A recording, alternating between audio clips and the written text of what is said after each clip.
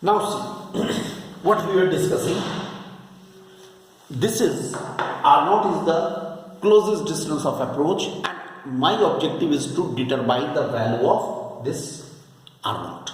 What will happen?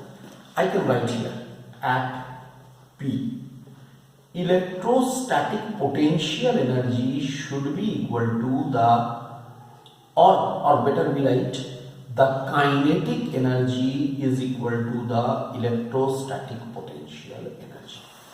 Actually, the alpha particles are coming with some energetic alpha particles are coming with some kinetic energy.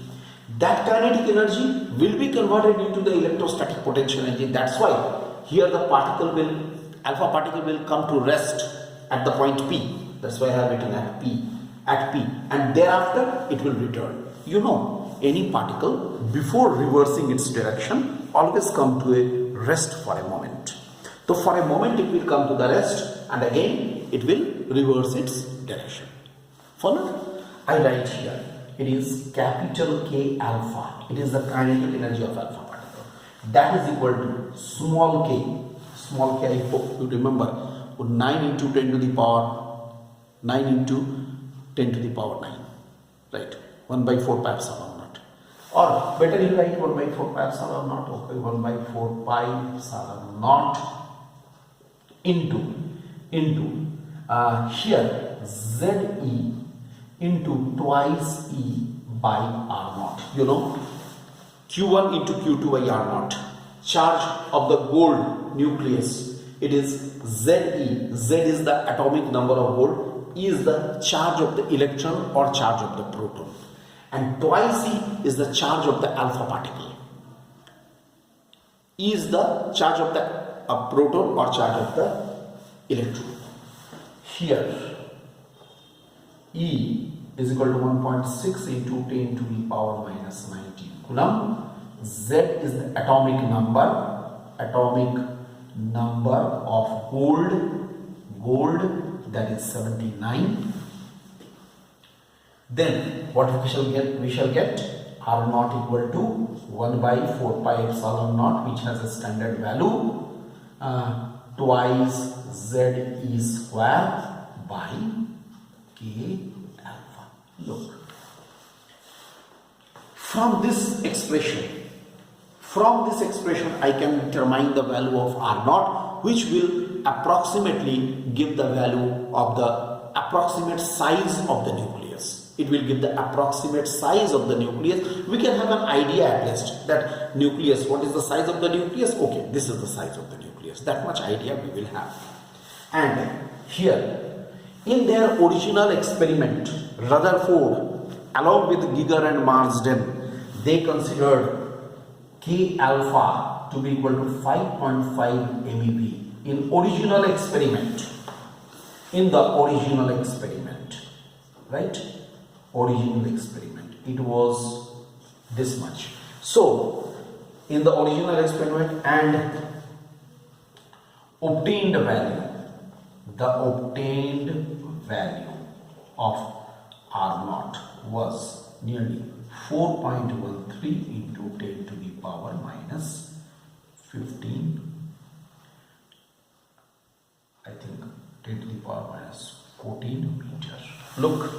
Look at this. This is 4.13 into 10 to the power minus 14 meter. This was found to be the approximate size of the nucleus. I hope this calculation is quite clear. In the original experiment, Rutherford took this value of K alpha, that means the kinetic energy of the alpha particle, and all the things. What is MeV? You all know, everybody knows it. So we can use this data and we can get the value of R naught, which gives us the approximate size of the nucleus. So see how much informative this alpha scattering experiment is. It is giving us a lot of informations, but in spite of that, it is giving us a lot of informations. Okay, it is suffering from a number of limitations. Although this experiment has got its own importance, but it has got some limitations also. So let us now see what are the limitations. limitations. Here is the limitations. This is the nucleus. Electron is revolving around the nucleus, as we have said. What happens? First limitation. Under this condition, when the electron is revolving, electron is the charged particle.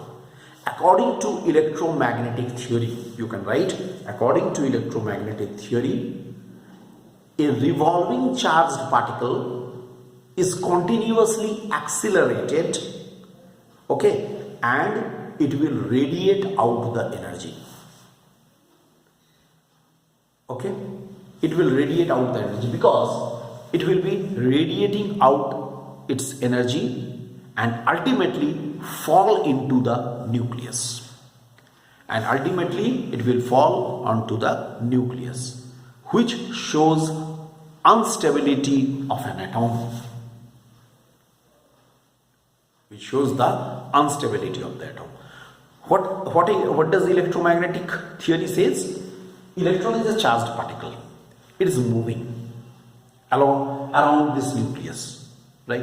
What happens? A charged particle, when it is revolving in the circular path, moving in the circular path, continuously be accelerated. Centripetal acceleration and all will be there. So continuously it will be accelerated.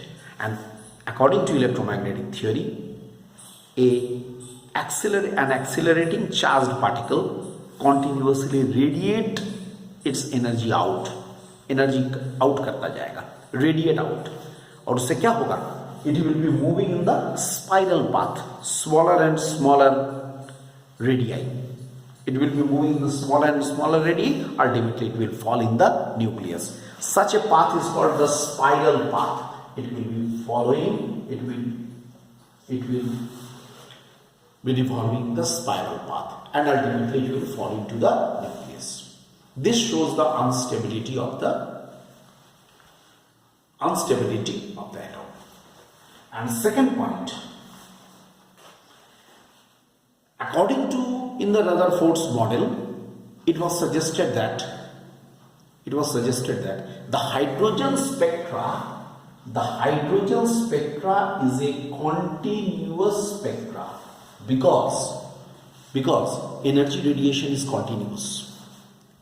Energy radiation, which we have just now mentioned, it will be continuous, due to which a continuous spectrum is observed. But in reality, the hydrogen spectra is not the continuous spectra, but it is a line spectra. Hydrogen gives a line spectra.